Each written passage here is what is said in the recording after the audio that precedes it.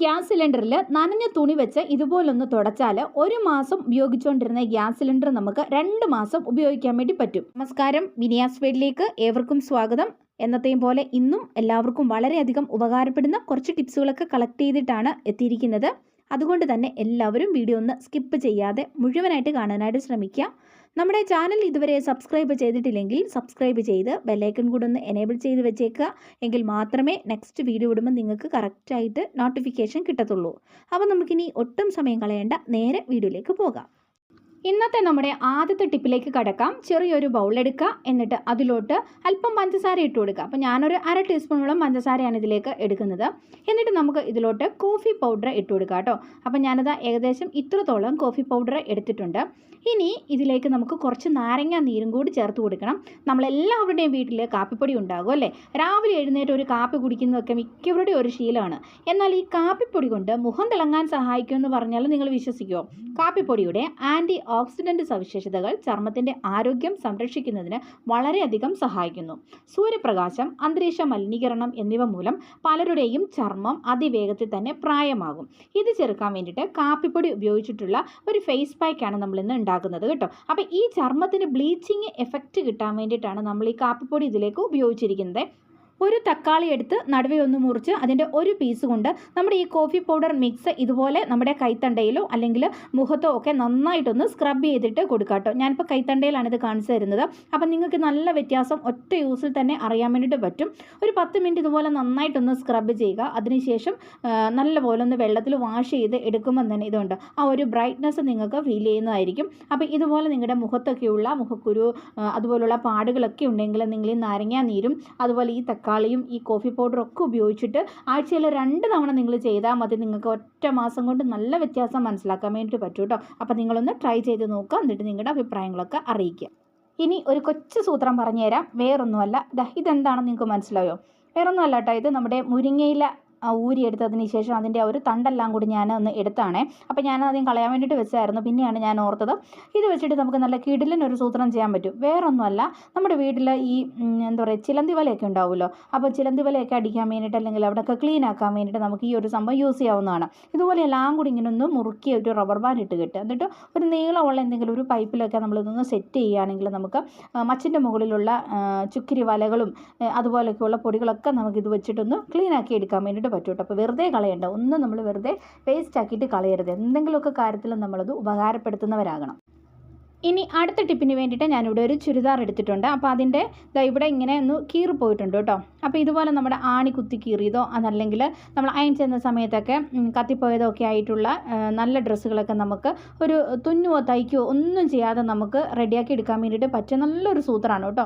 അപ്പോൾ ഇത് നിങ്ങളൊന്ന് സ്കിപ്പ് ചെയ്യാതെ തന്നെ കാണാം. അപ്പോൾ ഇങ്ങനെ നമ്മൾ അതൊന്ന് കറക്റ്റ് ഷേപ്പിലൊന്ന് വെട്ടിയെടുക്കണം കേട്ടോ. ഇതിപ്പം കത്തിപ്പോയതായിരുന്നു. അപ്പം ഞാനത് സിസർ വെച്ചിട്ട് ഒരു സ്ക്വയർ പോലൊന്ന് ഞാനത് കട്ട് ചെയ്തിട്ട് എടുത്തിട്ടുണ്ട് കേട്ടോ.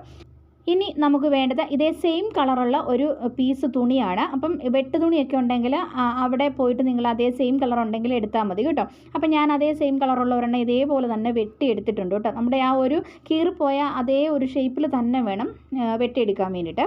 ഇനി ആദ്യം ഒരു A4 ഷീറ്റ് പേപ്പർ വയ്ക്കുക. അതിൻ്റെ മുകളിൽ ഈ ചെറിയ പീസ് നമ്മളിതുപോലെ വെച്ച് കൊടുക്കുക. എന്നിട്ട് അതിൻ്റെ മുകളിലായിട്ട് ഇതേപോലെ ഒരു പ്ലാസ്റ്റിക് കവർ വെച്ച് കൊടുക്കണം. അതായത് നമ്മളെ സാധനങ്ങളൊക്കെ വാങ്ങിക്കുമ്പോൾ കിട്ടുന്ന പോളിത്തീൻ കവറില്ലേ, അതേപോലുള്ള ചെറിയൊരു പീസ് ഇതുപോലെ ഒന്ന് വെട്ടിയെടുത്ത് വെച്ചാൽ മതി. കറക്റ്റായിട്ട് വെക്കണേ. അതിൻ്റെ മുകളിൽ ഇങ്ങനെ കറക്റ്റായിട്ട് വെച്ച് കൊടുക്കുക. ഇനി ഇതിൻ്റെ മുകളിലേക്ക് നമ്മുടെ കീറിപ്പോയ ആ ഒരു ഡ്രസ്സ് ഇതുപോലെ വെച്ച് കൊടുക്കണം.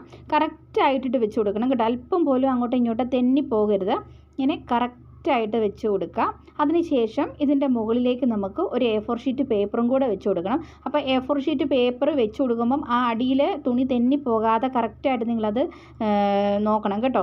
എന്നിട്ട് നമുക്കൊരു അയൺ ബോക്സ് നല്ലതുപോലെ ഒന്ന് ചൂടാക്കിയിട്ട് ഇതിൻ്റെ മുകളിലൊന്ന് അയൺ ചെയ്തിട്ട് കൊടുക്കാം. അപ്പോൾ ഒരു 15 സെക്കൻഡ് നിങ്ങളിങ്ങനെ ഒന്ന് അയൺ ചെയ്യുക. അയൺ ചെയ്തതിന് ശേഷം പതുക്കെ നമുക്കിതൊന്ന് എടുത്ത് മാറ്റാം. അപ്പോൾ ഞാൻ ഈ പേപ്പർ ഒന്ന് എടുത്ത് മാറ്റിയിട്ടുണ്ട്. അപ്പോൾ ഇത് കണ്ടോ, നല്ല അടിപൊളിയായിട്ട് തന്നെ നമ്മൾ തുന്നുമോ തയ്ക്കുകയോ ഒന്നും ചെയ്തിട്ടില്ല, ജസ്റ്റ് ഇങ്ങനെ ഒന്ന് ചൂടാക്കിയതേ ഉള്ളൂ. അടിപൊളിയായിട്ട് തന്നെ അത് നമുക്ക് കിട്ടിയിട്ടുണ്ട്. അപ്പം നിങ്ങളുടെ നല്ല ഡ്രസ്സുകളൊക്കെ ഇതുപോലെ പോയിട്ടുണ്ടെങ്കിൽ ഈ ഒരു രീതിക്ക് നിങ്ങളത് സ്റ്റിച്ച് ചെയ്ത് ശരിയാക്കാവുന്നതാണ്. സ്റ്റിച്ച് ചെയ്തെന്ന് പറയാൻ പറ്റത്തില്ല, ഈ ഒരു രീതിക്ക് നിങ്ങൾക്കിത് വ്യത്യസ്തമായൊരു രീതിയാണ്. അപ്പം നിങ്ങളുടെ കയ്യിൽ ഇതുപോലൊരു ഡ്രസ്സുകളൊക്കെ ഉണ്ടെങ്കിൽ നിങ്ങൾ ഇതുപോലൊന്ന് ചെയ്ത് നോക്കുക കേട്ടോ. എന്നിട്ട് നിങ്ങളുടെ അഭിപ്രായങ്ങളൊക്കെ ഒന്ന് അറിയിക്കുക. ഇനി അടുത്തതായിട്ട് ഞാനിവിടെ എടുത്തിരിക്കുന്നുണ്ടല്ലോ പച്ച ഏത്തക്കായുടെ ആ ഒരു തൊലിയാണേ. അപ്പം നമ്മൾ ചിപ്സൊക്കെ ഉണ്ടാക്കാൻ വേണ്ടിയിട്ട് ഇതുപോലെ ഏത്തക്കായുടെ തൊലി കളഞ്ഞ് എടുക്കുമല്ലോ. അപ്പം അതിൻ്റെ ആ ഒരു തൊലി പിന്നെ നമ്മൾ വെറുതെ ഡസ്റ്റ്ബിന്നിലിട്ട് കളയണ്ട, അത് വെച്ചിട്ട് നമുക്ക് നല്ല കിടിലൻ ഒരു തോരൻ ഉണ്ടാക്കി എടുക്കാം കേട്ടോ. അപ്പോൾ ഇതിപ്പോൾ ഇച്ചിരി കറുത്ത് പോയിട്ടുണ്ട്, കാരണം ഇത് നമ്മൾ തൊലി ഉരിഞ്ഞു കഴിഞ്ഞാൽ അപ്പം തന്നെ വെള്ളത്തിലോട്ട് ഇട്ടേക്കണം ഈ തൊലി, അല്ലെങ്കിൽ ഇത് ആ ഒരു കറയുള്ളത് കൊണ്ട് തന്നെ ഇങ്ങനെ കറുത്ത ഒരു കളർ ഉണ്ടാവാനുള്ള ചാൻസ് ഉണ്ട്. അപ്പം ഞാനിത് വെള്ളത്തിലിടാൻ വേണ്ടി കുറച്ച് വൈകിയിരുന്നു, അതുകൊണ്ട് തന്നെ ഒരല്പം കളർ ചേഞ്ച് ഉണ്ട്. അപ്പോൾ നിങ്ങളിങ്ങനെ കറി വയ്ക്കാനായിട്ട് താല്പര്യപ്പെടുന്നുണ്ടെങ്കിൽ അപ്പം തന്നെ ഇത് വെള്ളത്തിലോട്ടിരുന്ന് ഇട്ട് വെച്ചേക്കണം കേട്ടോ. എന്നിട്ട് വേണം നമ്മളിത് അരിഞ്ഞ് എടുക്കാൻ വേണ്ടിയിട്ട്. അപ്പോൾ ഇങ്ങനെ വെറുതെ വേസ്റ്റ് ആണെന്ന് നമ്മൾ വിചാരിക്കുന്ന ഇത് വെച്ചിട്ട് നമ്മൾ നല്ല തോരനാണ് കേട്ടോ, കഴിച്ചു നോക്കണം, എന്നാലേ അതിൻ്റെ ആ ഒരു ടേസ്റ്റ് അറിയാൻ പറ്റത്തുള്ളൂ. അപ്പോൾ ഇതുപോലെ ഞാൻ അരിഞ്ഞ് വെള്ളത്തിലോട്ടൊന്ന് ഇട്ടിട്ടുണ്ട് കേട്ടോ. അപ്പോൾ നമ്മളിത് അരിയുമ്പം വെള്ളത്തിലോട്ട് ഇടുക, കാരണം ഇതിൽ കറയുണ്ട്. പിന്നെ ഇത് വൈകി കഴിഞ്ഞാൽ പിന്നെ ആ ഒരു കളറ് മങ്ങി ഒരുമാതിരി കറുത്ത കളറായി പോകും കറിക്ക്.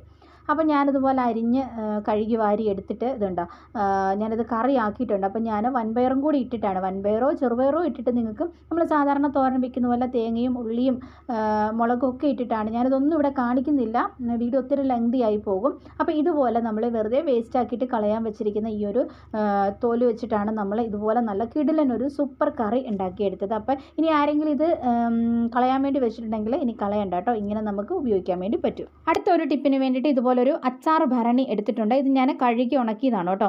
എന്നാലും നമ്മളിതൊന്ന് ഓപ്പൺ ചെയ്തൊന്ന് മണത്ത് നോക്കുമ്പോൾ അറിയാം നേരത്തെ ഇട്ട് വെച്ചിരുന്ന അച്ചാറിൻ്റെ ആ ഒരു സ്മെല്ല് എങ്ങനെയൊക്കെ ആണെങ്കിലും ഇതിലുണ്ട്. ഇപ്പം ബീഫ് അച്ചാറോ ഫിഷ് അച്ചാറോ ഒക്കെ ആണെങ്കിൽ തന്നെയും ഇതിനകത്ത് ആ ഒരു സ്മെല്ല് എങ്ങനെയൊക്കെ പോയാലും നിലനിൽക്കും. അപ്പോൾ ഇതിൽ നമ്മളിപ്പം മാങ്ങയച്ചാറാണ് ഇട്ട് വെക്കുന്നതെങ്കിൽ ആ ഒരു സ്മെല്ലുള്ളതുകൊണ്ട് നമുക്കൊരു ബുദ്ധിമുട്ടുണ്ടാകും. അപ്പോൾ അങ്ങനെ അച്ചാറുകളുടെ ആ സ്മെല്ല് കളയാൻ വേണ്ടിയിട്ടുള്ള ഒരു സൂത്രമാണ്. ഇതുപോലൊരു പേപ്പർ എടുക്കുക, ചെറിയൊരു പേപ്പർ കഷ്ണം മതി, എന്നിട്ട് അത് കത്തിക്കുക. എന്നിട്ട് നമുക്ക് ഈ ഭരണിയിലേക്ക് ഇത് ഇതുപോലൊന്ന് വെച്ച് കൊടുക്കാം. എന്നിട്ട് പെട്ടെന്ന് തന്നെ ഇത് അടപ്പ് വെച്ചിട്ട് അടയ്ക്കുക.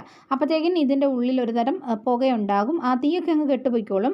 അപ്പോൾ ഈ ഒരു പുക ഒരു 2-3 മിനിറ്റ് നേരത്തെ ഇങ്ങനെ ഒന്ന് വെച്ചതിന് ശേഷം നമുക്കിത് ഓപ്പൺ ചെയ്യാം. ഓപ്പൺ ചെയ്ത് എടുത്തു കഴിഞ്ഞാൽ ആ പുകയുടെ ഒരു സ്മെല്ലേ ഉണ്ടാവത്തുള്ളൂ, അച്ചാറിൻ്റെ സ്മെല്ല് ഉണ്ടാവത്തില്ല. പിന്നെ അതിങ്ങനെ ഓപ്പൺ ആക്കി ഒരു 5 മിനിറ്റ് വെച്ചിരുന്ന് കഴിയുമ്പോൾ ആ ഒരു പുകയുടെ സ്മെല്ലും ഒക്കെ അങ്ങ് പൊയ്ക്കോളും, പിന്നെ അച്ചാറിൻ്റെ സ്മെല്ല് അതിലുണ്ടാവത്തില്ല. അപ്പോൾ ഇങ്ങനെ അച്ചാർ ഭരണിയിലെ ആ ഒരു ബാഡ് സ്മെല്ല് നമുക്കിതുപോലെ നമുക്കത് മാറ്റിക്കളയാവുന്നതാണ്. അപ്പോൾ ഇതും കൂടെ നിങ്ങളൊന്ന് ട്രൈ ചെയ്തിട്ട് നോക്കുക. ഇനി ഇന്നത്തെ ലാസ്റ്റത്തെ ടിപ്പാണ്, നിങ്ങൾ ഗ്യാസ് സിലിണ്ടറിൻ്റെ പുറമേ നിന്നിങ്ങനെ നനഞ്ഞ തുണി വെച്ചൊന്ന് തുടച്ചു നോക്കിയിട്ടുണ്ടോ? നമ്മുടെ 1 മാസം ഉപയോഗിക്കുന്ന ഗ്യാസ് സിലിണ്ടർ നമുക്ക് 2 മാസത്തേന് ഉപയോഗിക്കാൻ വേണ്ടി പറ്റും ഇങ്ങനെ ചെയ്താൽ.